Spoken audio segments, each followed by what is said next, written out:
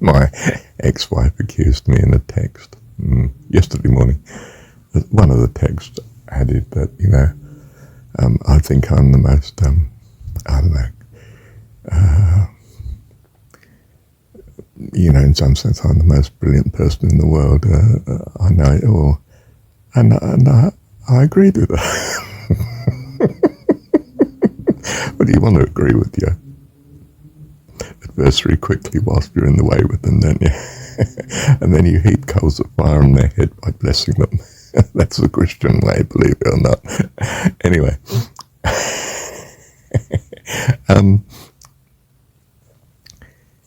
But, I was a great intellectual. I am still, but it's irrelevant. God hasn't set the universe up that way. He's a loving God. He set it up so that anyone who's simply alive knows enough to go the right way and can come the right way. The opportunity's to hand. Trust him. Don't prove him. You're not the master intellectual. And they don't manage it anyway. You can't prove God. You can't prove he exists. You can't prove he doesn't exist. That's nonsense. Just to think, you're sure. You do a thing because it works. It's extremely pragmatic.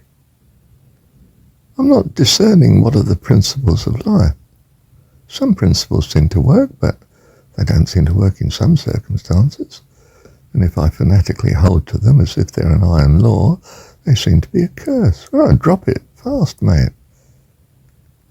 Do what works. Does it work to trust that God loves you? Wow, does it work? You don't need to be a genius to do that. Do you need to be a genius to think on things that are good? No, it's easy. Anyone can do it. You don't have to have Marshall's so-called brilliant mind. It's irrelevant. He could be way up the creek, and probably is, in his theories. But they work. They're a blessing. Oh my goodness. That's persuasive, isn't it? I don't care what the reasoning is or isn't. I mean, he's very happy. He's alive. Things are good. I think that's the way I wish to go.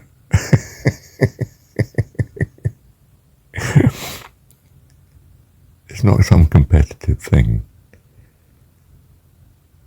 It's even the principle of love. You're God with all your heart, soul, mind and strength. Well, try it. Does it bless you when you do that? Oh, so-and-so didn't seem to fit. Perhaps I'm wrong in, thinking such and such. Perhaps I'm wrong in believing I should be selfless. Seems to result in, the headhunter eating my colleague. Perhaps it's a good idea to be a bit more self-centered and protect myself.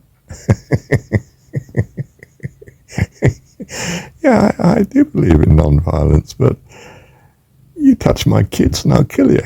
Got it? And how much more God? Oh my goodness. You're going to love your God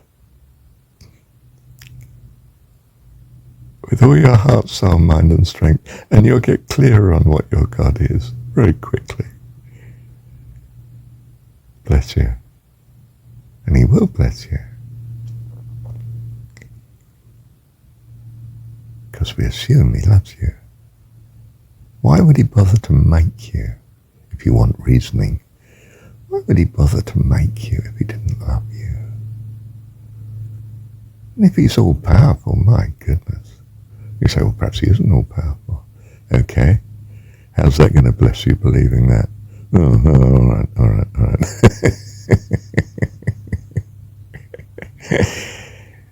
It's nothing to do with brilliance, is it? It's to do with love. Do you know what love is? Well, you better find out. And if you do know what love job is, well, I'm preaching to the converted, aren't I? It's not a problem. We worship a God of love, kindness, compassion, goodness, joy and peace and blessing and all hope and life. I'm come that you might have life and have it more abundantly. Life eternal.